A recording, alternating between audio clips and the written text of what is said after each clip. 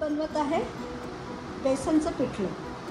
हे सरळ साधं सोपं बेसनचं पिठलं अधिक चमचमीत होण्यासाठी ना व्हिडिओच्या शेवटी मी तुम्हाला एक भन्नाट अशी टीप देणार आहे। व्हिडिओ शेवटपर्यंत नक्की पहा।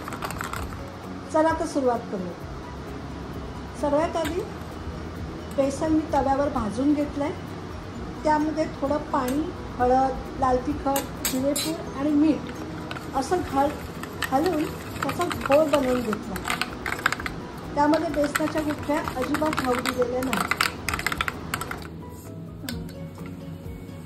त्यानंतर कढईमध्ये तेल घेऊन त्यात मोहरी, जिरं, हिरवी मिरची, लसूण, कढीपत्ता, कांदा आणि टोमॅटो छान मऊ होईपर्यंत परतून घेतला।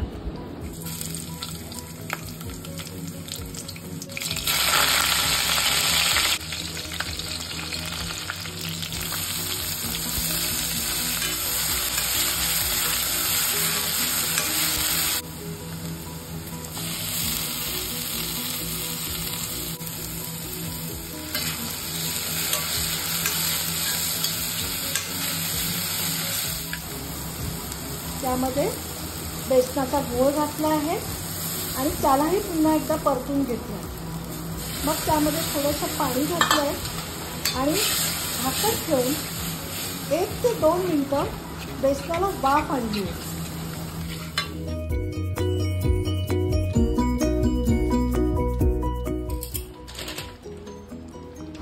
आपलं पिठलं तयार आहे।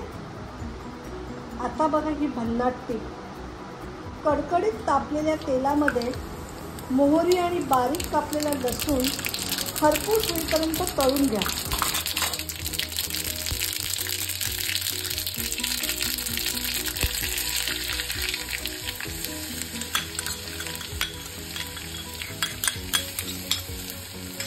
आणि गरम गरम पिठल्यावर गरम गरम तेल घाला आणि मिटक्या मारत भाकरी किंवा चपाती किंवा भात याबरोबर आस्वाद घ्या।